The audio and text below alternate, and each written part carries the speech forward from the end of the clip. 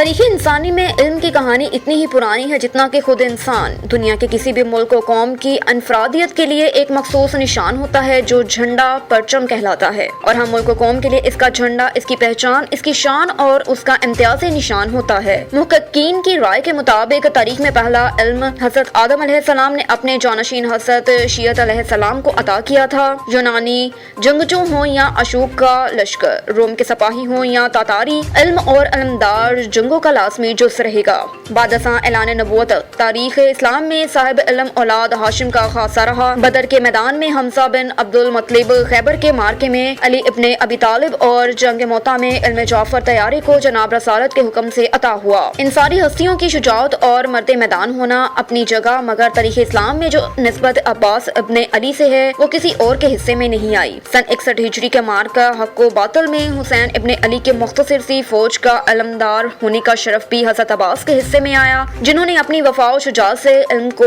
امر کر دیا۔ تب سے اب تک علم صبر کی علامت اور وفا کا استار ٹھہرا ہے۔ میدان کربلا میں دیگر جھنڈوں کی مانند لشکر حسین علیہ السلام کا بھی ایک پرچم تھا۔ کتب و مقاتل میں بھی آیا ہے کہ امام حسین علیہ السلام نے اپنے لشکر کے دائیں طرف کے لوگوں کے لیے ایک پرچم مخصوص کیا اور یہ پرچم زہیر ابن قیس کو عنایت کیا۔ اسی طرح بائیں جانب کا پرچم جناب حبیب ابن مظاہر کو عنایت کیا۔ ان پرچموں کے علاوہ ایک اور پرچم لشکر کے مرکز میں تھا جسے قطب محور سمجھا جاتا تھا، اسے اپنے بھائی حضرت ابو الفضل عباس کو دیا۔ تمام قطب مقاتل میں آیا ہے وَآتَيْ رَأَيْ عَلَيْ عَلَى أَخَا العباس، عباس علمدار وہ تھے اس پرچم کو اٹھانے کی تمام تر امتیاز و اصلاحیت رکھتے تھے۔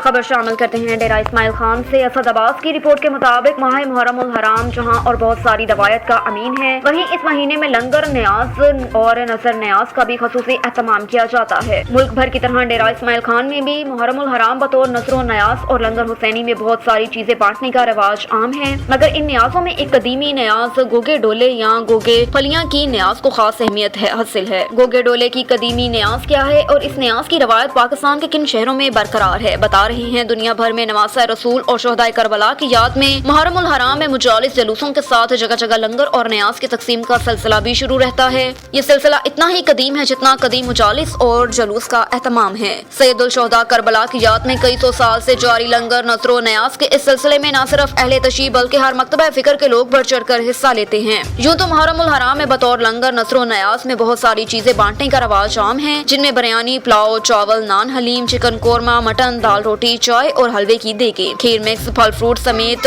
جا بجا پانی، مشروبات اور دودھ کی سبیلیں لگانا عام ہے۔ مگر ان نیازوں میں ایک انتہائی قدیمی نیاز گوگے ڈولے کی نیاز کو خاص اہمیت حاصل ہے۔ گوگے ڈولے نیاز کربلا کے سب سے چھوٹے شہید ننھے علی اصغر ابن امام حسین سے منسوب ہے۔ گوگے پھلیاں بنیادی طور پر سرائیکی زبان کا لفظ ہے۔ گوگے ڈولے مٹی کے بنے ہوتے ہیں جن میں ایک گڑے کی شکل نما برتن جس کو گوگا اور ایک مٹی کی چھوٹی سی پلیٹ ہوتی ہے جس کو پھیلی کہا جاتا ہے۔ ان گوگے پھلیوں کو نیاز سے ایک روز قبل صاف ٹھنڈے پانی میں رکھا جاتا ہے تاکہ مٹی کے یہ چھوٹے برتن مضبوط ہو جائیں۔ بعد میں گھڑے نما گوگے میں ٹھنڈا شربت ملا دودھ ڈالا جاتا ہے، جبکہ چھوٹی پلیٹ جس کو پھلی کہا جاتا ہے اس میں خشک میوہ جات جیسے بادام، چھوارے اور رنگ برنگے میٹھے چاول، کھیر، کسٹرڈ ڈال کر معصوم بچوں میں تقسیم کیا جاتا ہے۔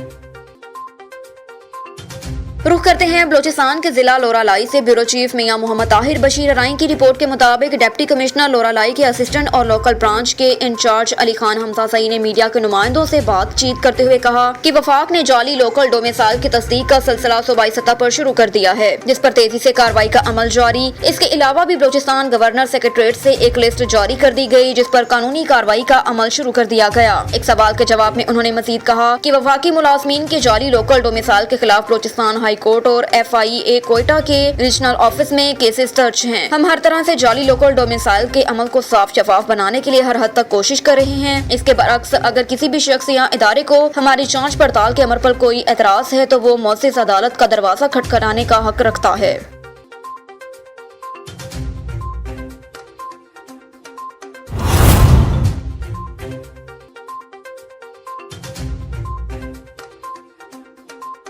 بلوچستان کے ضلع لورالائی سے بیورو چیف میاں محمد طاہر بشیر رائی کی رپورٹ کے مطابق deputy commissioner Loralai doctor Atiq Ur Rehman Shahwani نے حالیہ طوفانی بارشوں میں شہید ہونے والے لواحقین میں حکومت بلوچستان کی جانب سے امدادی چیک تقسیم کیے۔ اس موقع پر میڈیا اور لواحقین سے بات کرتے ہوئے انہوں نے کہا کہ انتظامیہ برسات سے متاثرین کی مدد کے لیے ہر ممکن تعاون کر رہی ہے۔ علاقہ مکینوں کو یقین دہانی کرواتے ہوئے کہا کہ متاثرہ خاندان میں جن کے پیاروں کی جانیں چلی گئیں ان کو حکومت کی جانب سے مالی امداد کے ساتھ ساتھ راشن، ٹینٹ اور دیگر گھریلو سامان فراہم کیا جائے گا۔ ہم خود روزانہ کی بنیاد پر ضلع بھر میں بارشوں سے متاثرہ علاقوں کے دورے کرتے ہیں۔ پانی کی نکاسی اور دیگر صورتحال سمیت لورالائی کے 30 ڈیموں جو کہ حالیہ بارشوں سے مکمل بھر چکے ہیں اس کی مانیٹرنگ کرتے ہیں۔ مشکل کی اس گھڑی میں ضلع انتظامیہ عوام کے ساتھ ہیں، عوام کو کسی صورت اکیلا نہیں چھوڑا جائے گا۔ نقصانات کا جائزہ لینے کے لیے کمیٹیاں تشکیل دی گئی جو ہمہ وقت ضلع انتظامیہ کو رپورٹ دیتے رہتے ہیں۔ ڈپٹی کمشنر نے کہا کہ قدرتی آفات کو روکنا ناممکن ہے، تاہم حکومت اور انتظامیہ وسائل نہ ہونے کے باوجود عوام کو ریلیف کی فراہمی کے لیے ہر ممکن تعاون کر رہی ہے۔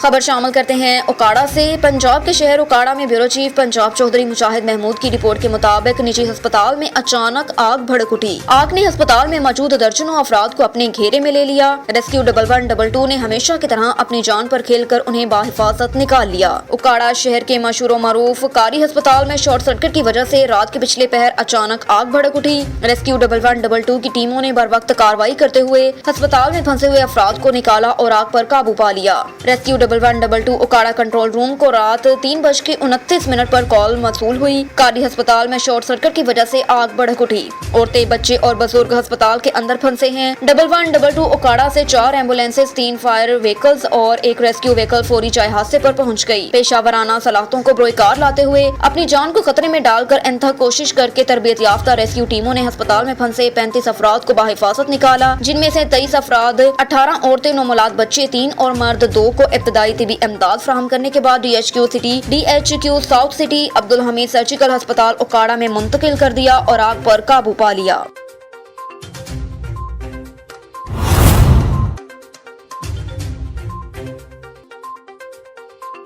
اور ادھر RPO سرگودا محمد اظہر اکرم کا محرم الحرام کے سلسلے میں امن و امان برقرار رکھنے کے لیے ضعیع خوشاب کا دورہ، یادگار شہداء پر حاضری دی اور ان کے درجات کی بلندی کے لیے دعا کی۔ RPO سرگودا کی DPO خوشاب اور ڈپٹی کمشنر خوشاب کے ہمراہ امن کمیٹی کے ممبران سے ملاقات۔ امن کمیٹی اور علماء کرام امن کو بہتر بنانے میں بھرپور کردار ادا کریں۔ باہمی رواداری، اخوت اور بھائی چارے کو ترویج دینے کے لیے تمام مسالے کا اہتمام انتہائی ضروری ہے۔ RPO سرگودا کی محرم الحرام میں سیکیورٹی انتظامات کے حوالے سے DSPs کے ساتھ میٹنگ، خاردار تاروں اور بیئر کے ساتھ چھوٹے راستوں کو بند کیا جائے۔ RPO سرگودا بغیر تلاشی کی کسی کو جلوس میں شامل ہونے کی اجازت نہ دی جائے۔ RPO سرگودا نے کہا کہ واک تھرو گیٹس اور CCTV کیمروں سے سیکیورٹی انتظامات کو فل پروف بنایا جائے۔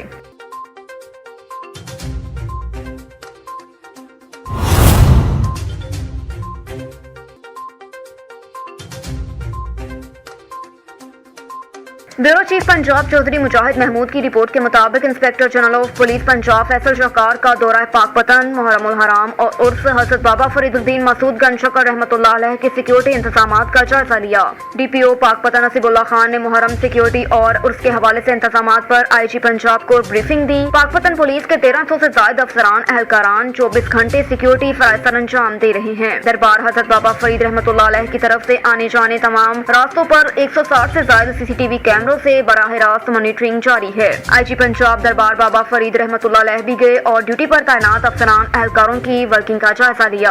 IG پنجاب نے دربار بابا فرید رحمۃ اللہ علیہ پر قائم کنٹرول روم کا وزٹ کیا، CCTV کیمرہ جات کی مانیٹرنگ کا مشاہدہ کیا۔ IG پنجاب نے دربار بابا فرید رحمۃ اللہ علیہ پر ملک بھر سے آنے والے زائرین کی سہولیات کے لیے کیے گئے اقدامات کو چیک کیا۔